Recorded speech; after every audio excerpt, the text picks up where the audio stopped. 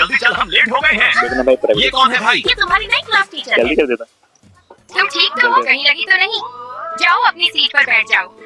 ये दोनों सबसे शरारती लड़के हैं। शरारती लड़के ही ज्यादा होशियार होते हैं। मुझे इनसे बहुत लगाव है। नई टीचर तो बहुत अच्छी है। बढ़िया होगा अगर ये हमारी परमानेंट टीचर बन जाए। ये क्लास सबसे घटिया है। तुम लोगों ने इसे घर समझ रखा है।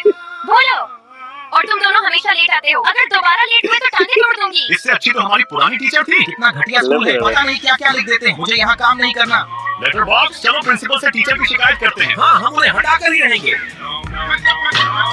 ये गया प्रिंसिपल के पास। सीसीटीवी कैमरा भाई उधर तो देख। तू चिंता मत कर भाई, मैं इसे अभी तोड़ दूंगा। तुम कहते हो ये कोई और है?